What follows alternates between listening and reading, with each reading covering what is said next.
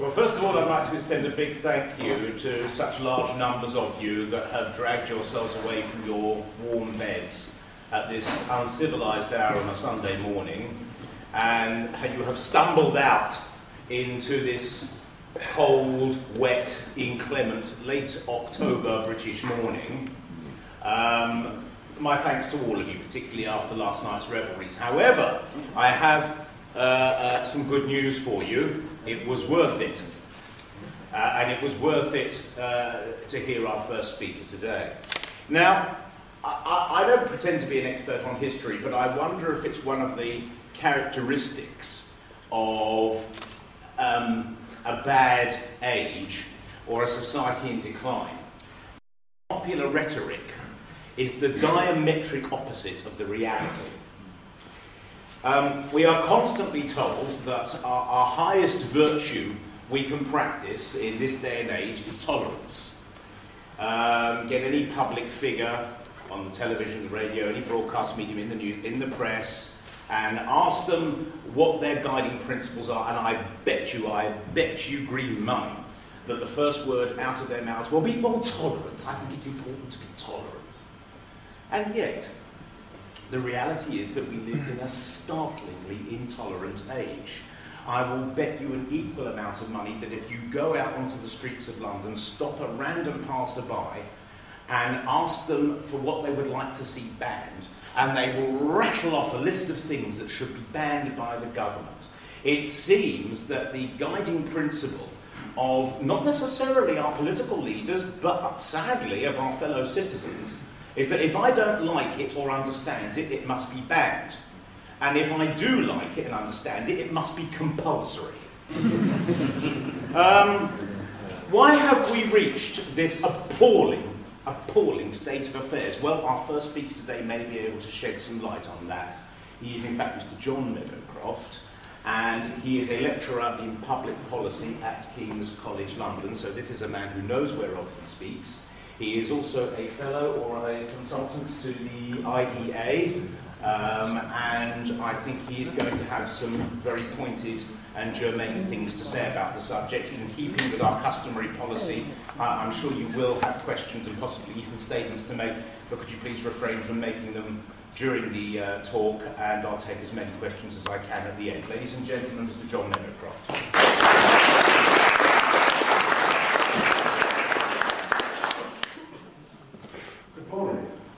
It's a real pleasure to be with you here today at the Libertarian Alliance Conference. I think as David alluded to in his introduction, many of us still feeling the effects of last night, so maybe it's a good time this morning to thinking about prohibitions and temperance and issues around that. But my talk today is based upon a book that I edited for the IA, titled Prohibitions, published earlier this year. And here's a physical copy as well to show it exists in the real world, not just in the virtual world. And the Prohibitions book is a collection of 10 essays on the subject of prohibitions. And it's available to download for free from the IA website, so it can also be purchased from the IA. I want to begin by talking about what I mean by prohibitions, very, very briefly. Well, a prohibition is to outlaw the manufacture, distribution, sale, operation of particular goods and services among insect animals.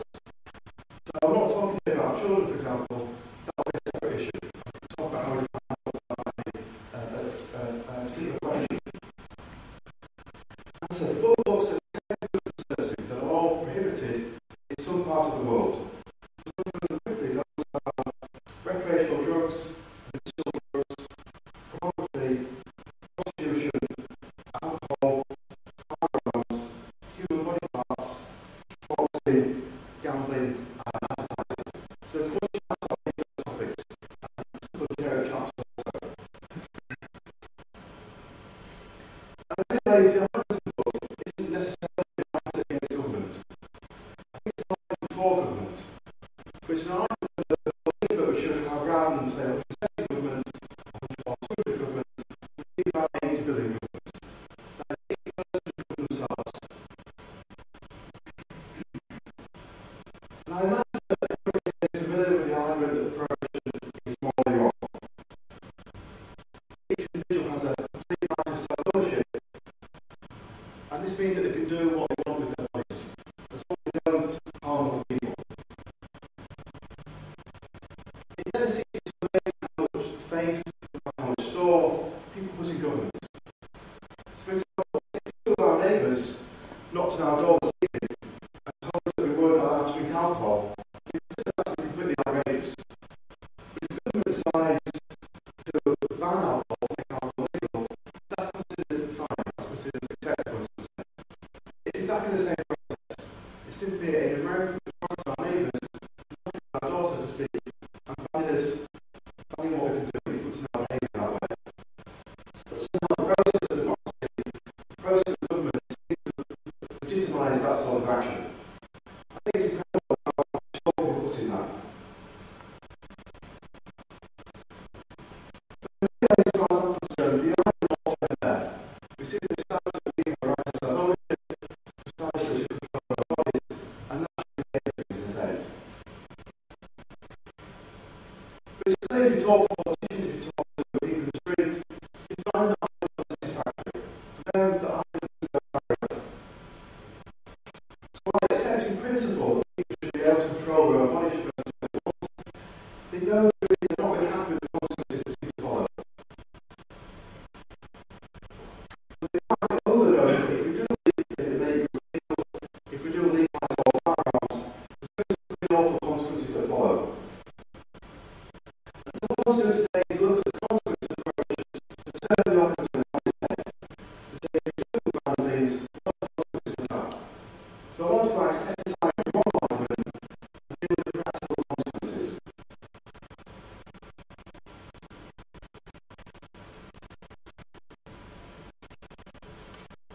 To identify 6 basic practical consequences of prohibitions. 6 that follow when we prohibit services.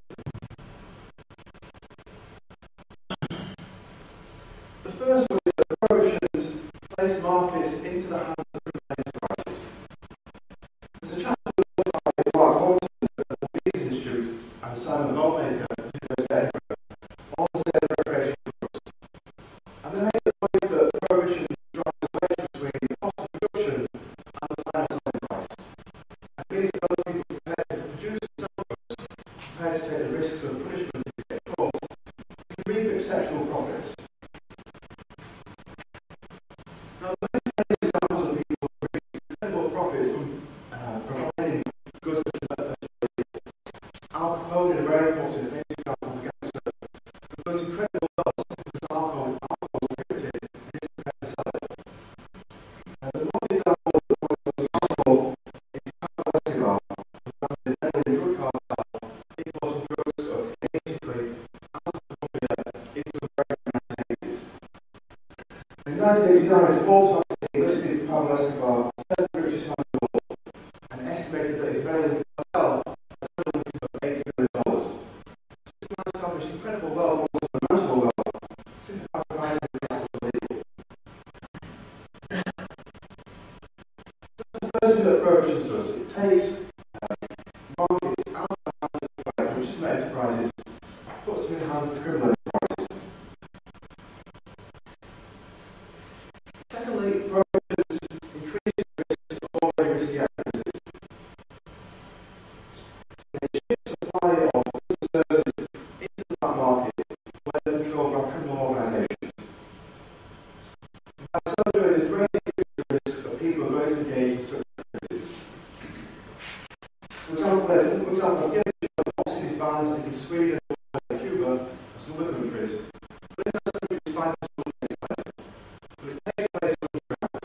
And it takes place without access to medical care, without proper rules and regulations. It takes place without any right to desirable. But similarly, when people buy drugs from that market, many of the dangers come from the fact we don't know the purity of the drugs. So lots of the deaths from heroin come from people who inject very pure drugs or very impure drugs. I know it seems like a year or so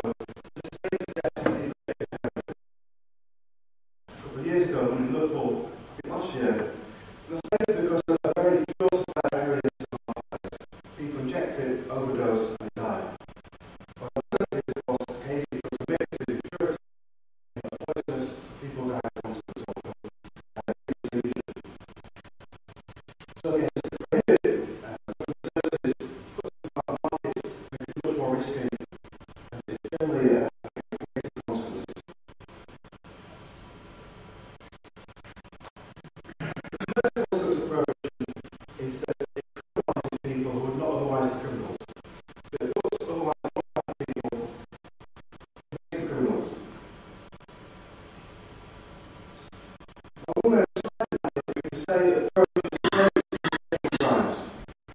Creates crimes where there are no victims. I'm a great fan of TV program Road Wars, you can see Road Wars on Sky TV, which is a documentary about the intent of the police force. The only thing that the police force all the time doing in it is arresting people for buying and selling drugs. And it always makes me watch the residents of the council arrest people on the streets. But there's no victim. You always get a complaint that the parties involved happen in the transaction, at least rushing their arresting people. And the social costs of this phenomenon are quite extraordinary. And America is a classic case in point. But I believe at present there are 500 people incarcerated in American prisons purely for non-violent related crimes. Many of those people will be young people, many of the people who would otherwise have a straight career, going to the job market for responsible. But the experience of being in prison and the stigma of being in prison is a consequence of people's lives. The approach has no cost to people who are incarcerated, carry stigma. There's a real level of all sides in many respects.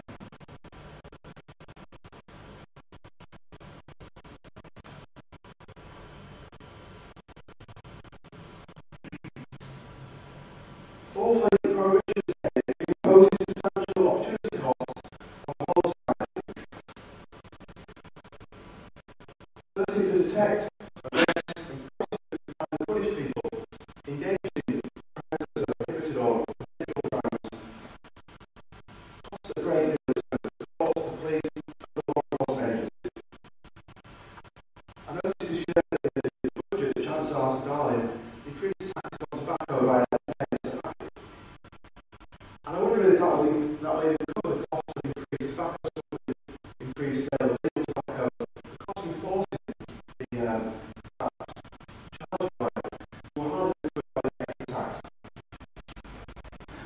Even the cost of the law to America is getting quite expensive. The budget enforcement administration is 2 years ago was £2.4 billion a year. There's also additional costs of the US Coast Guard, court time, all the money that's spent enforcing the war on drugs in America, against probably a cost of somewhere between £3 billion a year. So the prohibition like it fuels the growth of the state. The police, the state bureaucracy, the prison system are all bigger than they would otherwise be if it were not for prohibition. The final point to make is that prohibition diverts resources away from so the police spend the time already arresting people for buying and selling drugs, burglaries or assaults or crimes.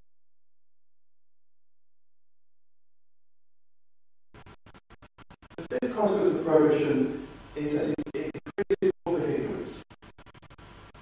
Now, as you all know, one of the important justifications of prohibition is that people don't fully appreciate the consequences of their actions and therefore on their behalf. Now, paradoxically, right to very nature, prohibition tends to decrease public knowledge of the things being prohibited. So if we take boxing, for example, where boxing is prohibited, it's very hard for fighters to obtain good information about the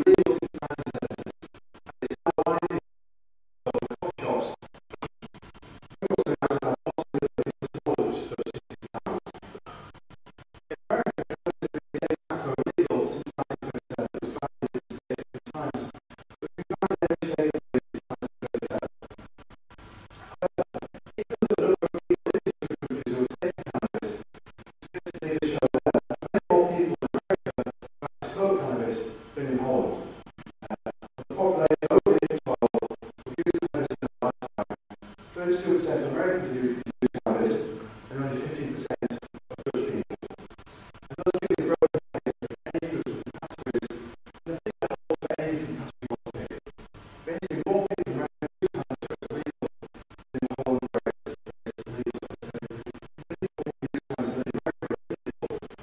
where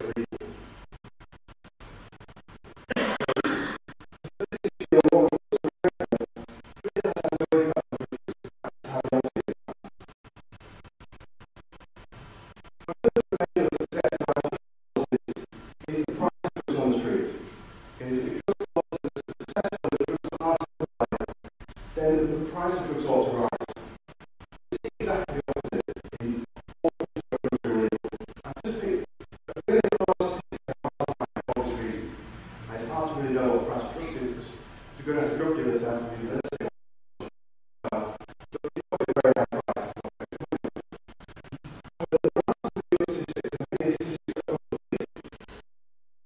think it's statistics of the police. The street price is higher in New York. It's not like 80%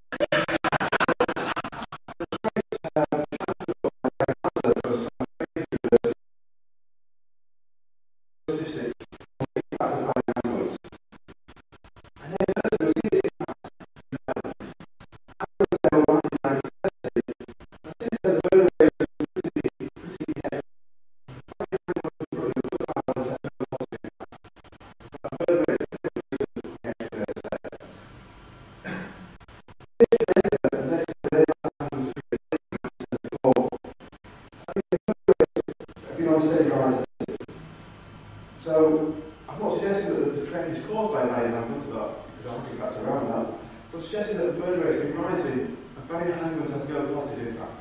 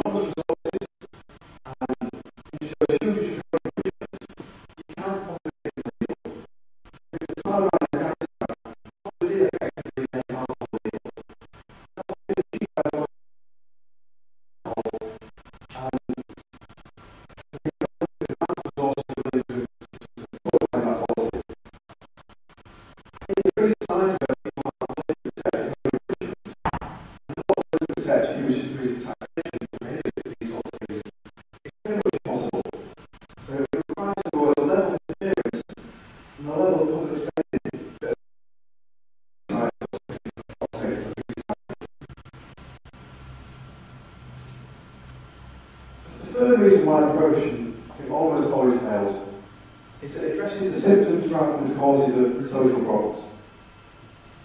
So, for example, if you take handguns out of the scenario, so to speak, people will just find different ways to kill one another. They'll stab one another, they'll beat each other up, they'll just find a different way to kill one another. So the real social problem, if you like, is why do people want to kill one another? Taking handguns away from them isn't going to change that.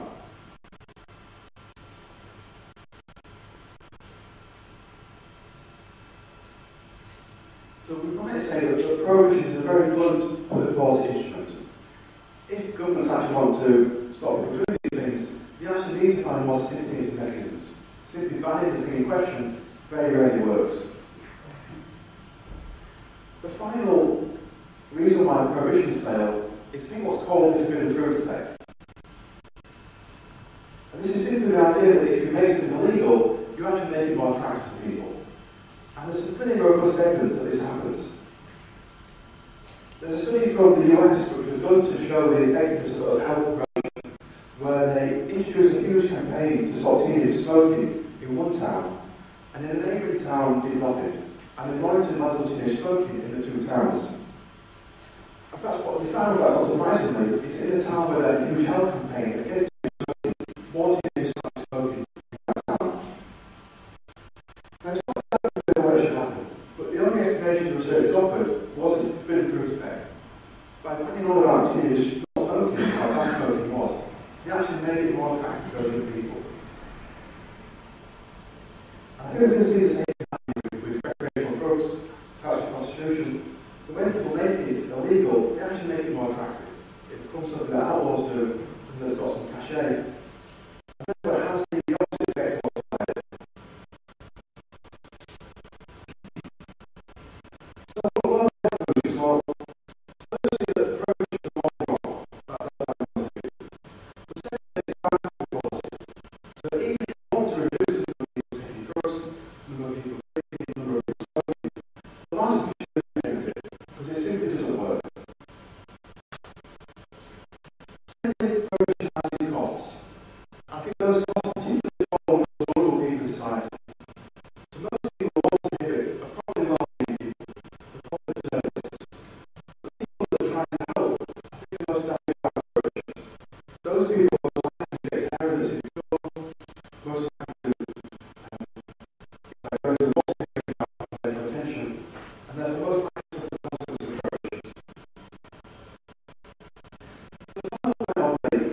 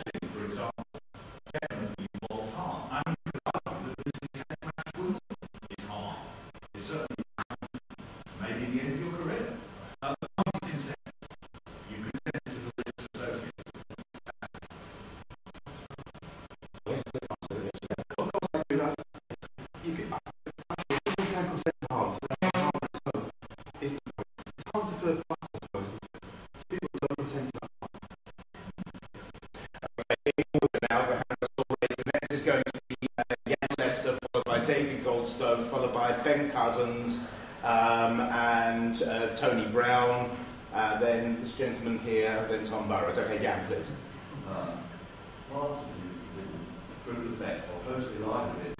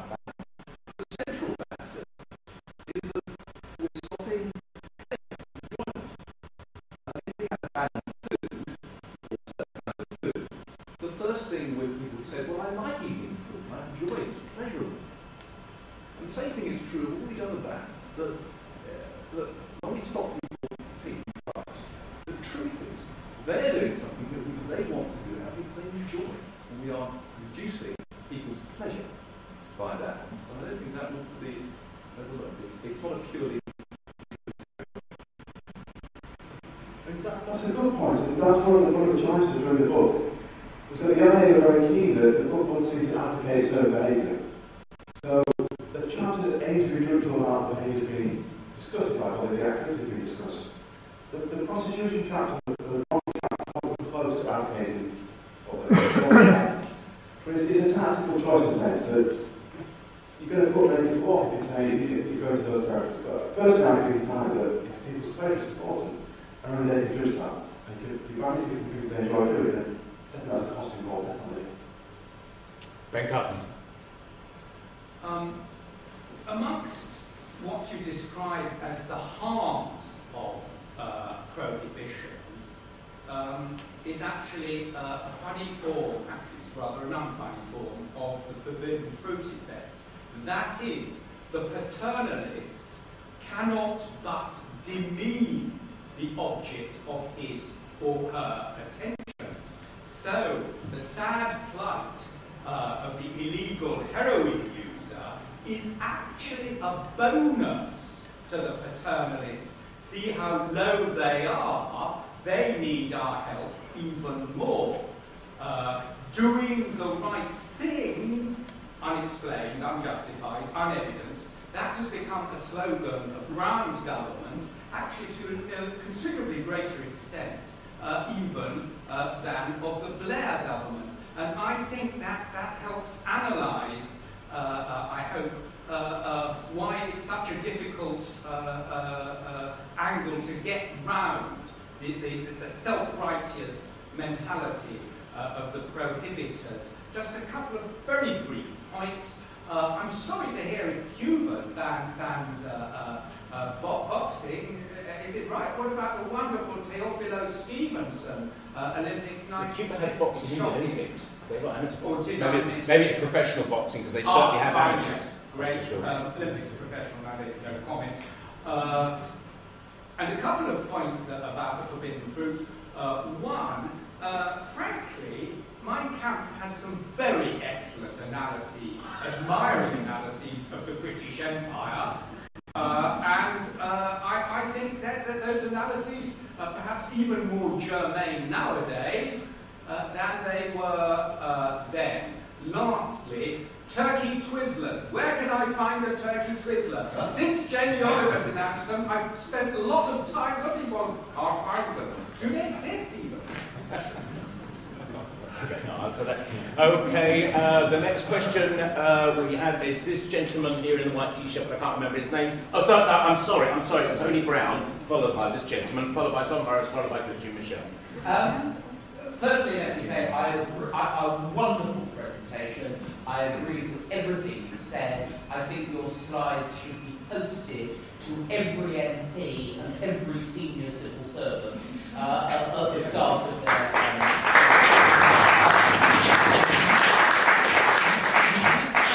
last night when I had the fortune to sit next to you at dinner that you do talk to senior civil servants. Do you actually present this stuff to them? I hope you do. And is one of the conclusions of your talk that the best way to get us all to eat 5 a day is actually to ban fruit and veg? That's a good final point.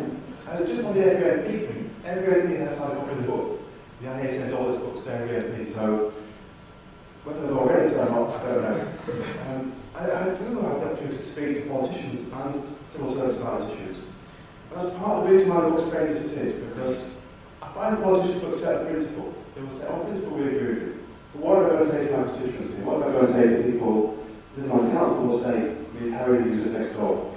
So it's aimed at those sort of people. It's aimed at people who, broadly speaking, accept the principle, want to know the practical consequences. Again, speaking to civil servants, they have never, using the drugs line, but I've never had any really argue strongly against it. They accept the logic. I think they're just caught in a political opinion trap, if you like. How do they get out of the situation that everything takes some working? And that's the illusion, I think. That's perhaps job of organisations like this one to really try to move public opinion forward. Thank you. So, gentleman in the white t-shirt. It looks like you've analysed a lot of different prohibitions across cultures, which kind of points to the fact that they may be arbitrary. Did you notice any cultural catalysts that were universal as to the rules for how things became banned? Sure, that's not pretty clear. I don't really answer that question. One thing that's interesting to there's evidence that cannabis was banned in America because of the power of the brewing industry, post-alcohol prohibition.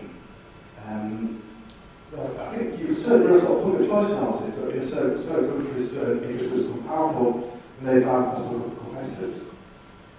I think that may also apply to cocaine as well. But in terms of cross-cultural or the trigger, I just don't know the answer. Tom Burrows next. Yeah, quick observation, observation. Back in the early 1950s, my father was doing flying training in Canada at the time, in the area of Canada, around the St. Lawrence Seaway, and he noticed that on these Scottish Canadian bits where there's strong Puritan approach towards alcohol, the place is full of drunks, and in the French Canadian bits, everyone seemed to be well adjusted and nothing towards alcohol. It's a classic, almost like a laboratory experiment about what happens when you treat people like kids, they behave like it. Question. I think I know what your answer might be, but what drives all this prohibitionism? Is it a lingering effect of the puritanical tradition in, particularly in the Protestant class of the world? Is it also blends in with the stuff we had yesterday about land extension and the desire to live for a very long time? Is it also part of this obsession with running away from any form of risk or perceived risk?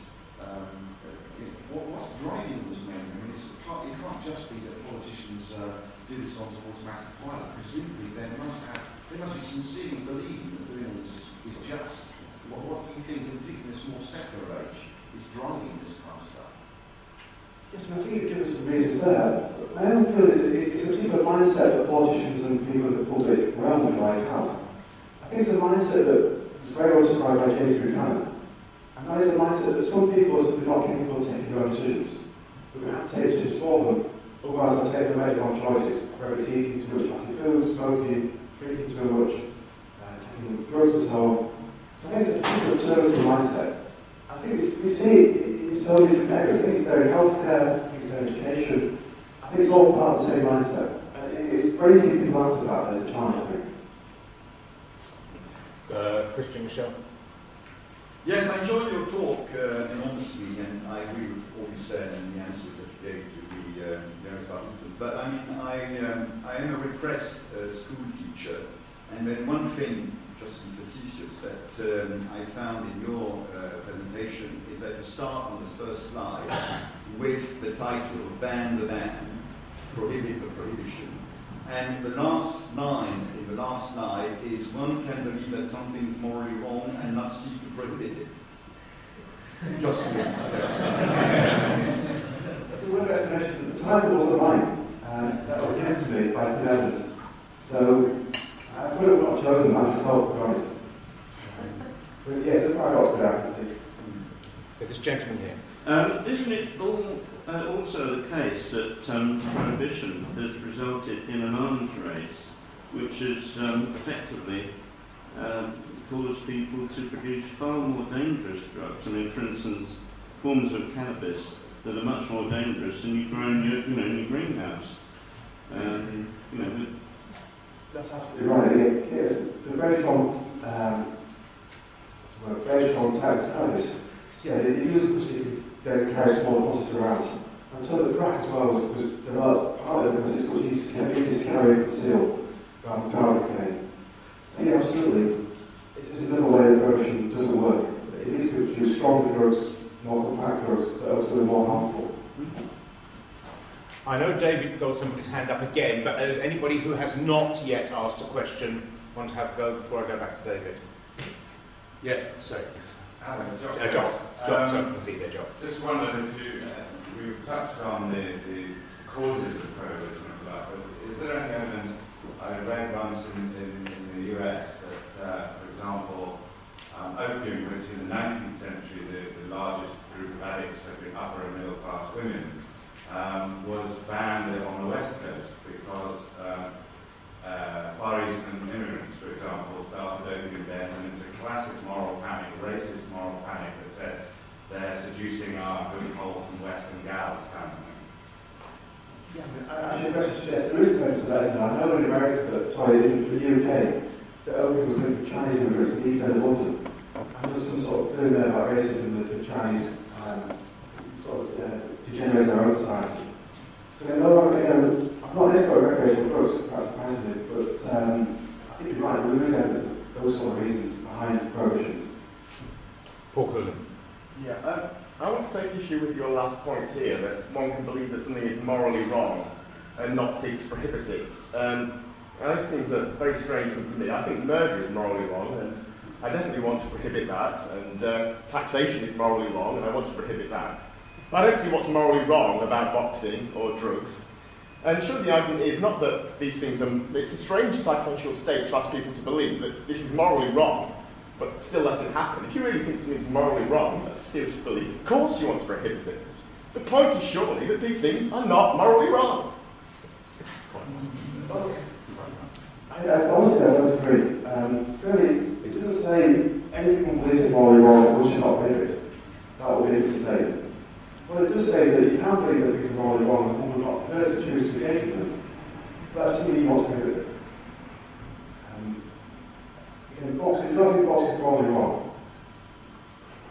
Maybe it's morally wrong to be strong, but I still think it's undesirable. I think society would be better because of boxing. But that doesn't mean I want to prohibit it. Yeah, John. Yeah, it's Brent Calgill. Two points, I guess. One is the issue of prohibition of things like insider trading, short selling, things like that. That's another one. And with this idea of what's morally wrong, I mean, adultery we consider to be morally wrong, but I don't think we would consider it to be a crime. And so they don't really think the state should. It'll affect the distribution of property when you get divorced, but I don't think you should be thrown in the slammer for it. I think that's a different. I'd agree with that also. In terms of inside trading and short side, again, I guess the argument will be that they're third-party victims, but I'm not convinced that that's the case. So, one of the differences with prohibition is that, or the advocates of prohibition tend to try and extend the third-party victim.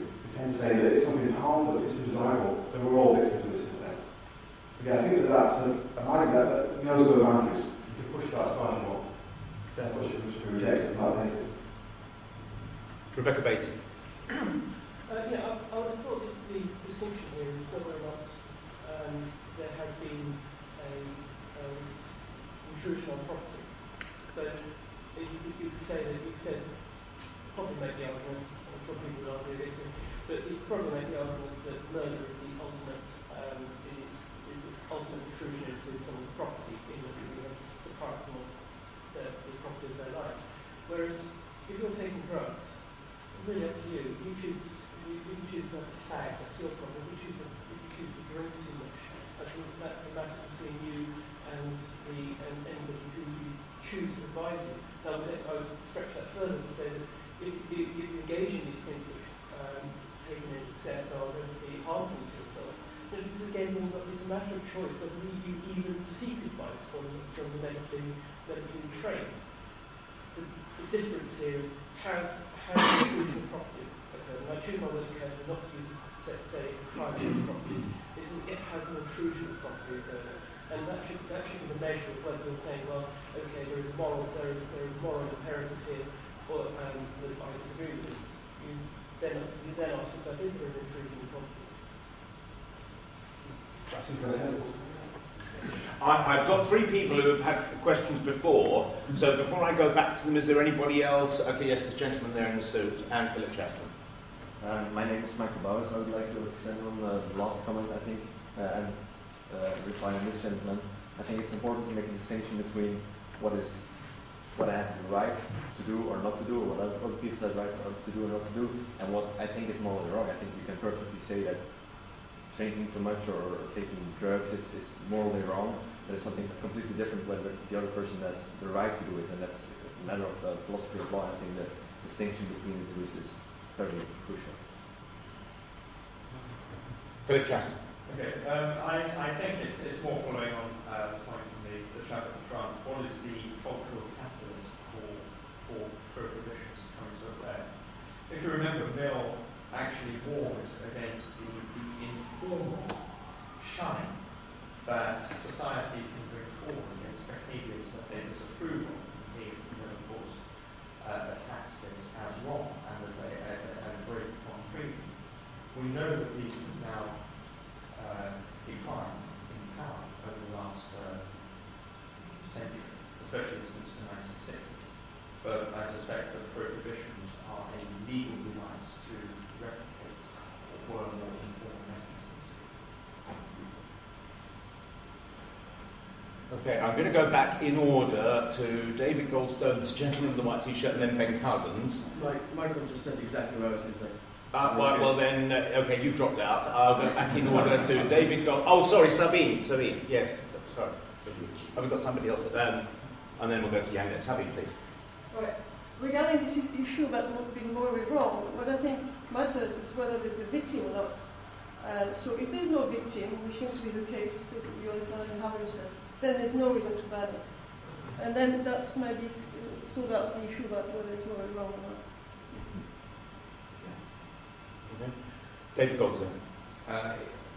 One can take an unduly narrow view of what counts as a ban, and it might be so that if you were looking for the one single ban that causes more human misery than anything else, probably even exceeding the amount of human misery caused by the drug laws, then, and which is a ban on consensual, non-harmful behaviour, it's the ban on free movement of people, and the ban on immigration.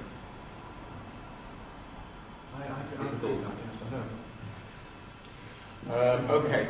Oh, sorry. I'm going to take in order. I saw this lady next. Then I'll take Dan Lester. Then Ben Cousins. Then Dan Lester. Yes, please. My name's Esther, and I really just like to have your opinion just to reassure myself because I'm not going to play the advocacy of bully at this point. So I believe there are people out there and who you couldn't sell your ideas just because there are people who actually require to be indoctrinated with some idea, to be told what to believe, to be more comfortable, to belong to a religion, to belong to a party, or belong to somewhere where they can tell you what to think about ideas. And also there is this coincident interest of the governments to expand, to grow their bureaucracy, to increase taxes, to influence people even more. And unfortunately, these people who like to be told what to think tend to be the majority of people. And what would you say to these people in an argument about your ideas? Why to ban the ban on those people who consider a lack of ban? So you're free to do something, they consider it as a call to do that. So if you are allowed to open the window on the train, then you must open it just because you can do it. Whereas if I see something that can be done, I don't necessarily do it. So what would you tell people? This is one of the arguments that's made against making drugs legal, of course, is that yes, if you did do that, it's stigmatise people that was urgent to do these things, and everyone would rush to the supermarkets, if you like, to find out heroin and so on. I just don't think the evidence supports that view. And we see in Holland, again, that many more people there, so many more people in America where drugs are illegal, take drugs from Holland where drugs are legal. So unless Holland is a unique society, and I don't believe it is, then the evidence doesn't support that sort of view. I'd also I finished by talking about responsibility. I think ultimately I do believe that if you give people responsibility, they will behave responsibly. And again, thinking back to Buchanan's work, it's in Buchanan's paper, and why I too am not conservative. But Buchanan, the essence of classical liberalism, as we would call it, or libertarianism, as we would call it, is the belief that all people are able to behave responsibly, all people are rational agents. If we don't accept that view, I think we have to become conservative when we take different policy conclusions. So fundamentally, I reject the premise that people will behave that way.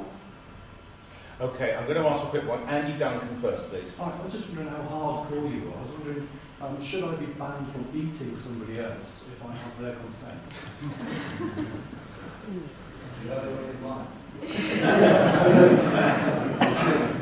Well, I think the question is, should you be allowed to murder somebody with their consent?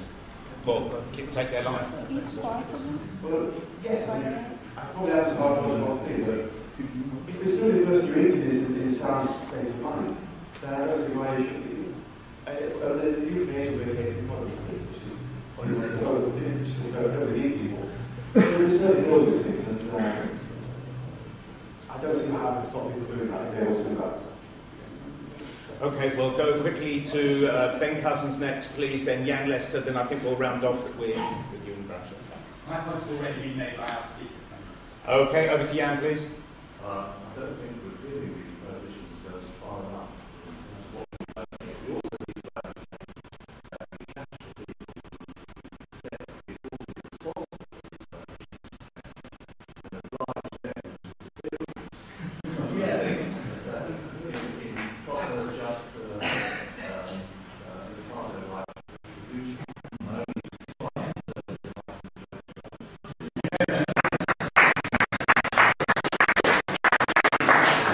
Yes, please. Richard. And one point about this issue where some people feel that they have a need to be told what to do. I remember an interview with T. Ball McCann, which is, he said, well, in a free society, if you feel that you need someone there to control you, you're perfectly free to go and contract someone. And they can be your advisor and you can oblige. They can tell you what to do all the time. Just don't impose it on the rest of us. Okay, thank you. I'd like to just round off with a couple of points. The first point being actually a question, something I'd like to leave you to ponder with. John referred to the Taliban in his talk, the Afghan government militia, whatever you want to call them, and their very successful drive against alcohol. And it occurred to me to wonder if the Taliban were to form a British political party and stand for elections on a platform slogan of whatever it is, we'll put a stop to it. I wonder how many seats they'd win. Perhaps that's something you could think about. The second thing for me to do, and the last thing, final thing for me to do, is to thank John Meadowcroft very much for his extremely erudite and illuminating talk, which I'm sure will provide us with tons of ammunition to lob at our enemies, and to thank you all for listening. Thank you.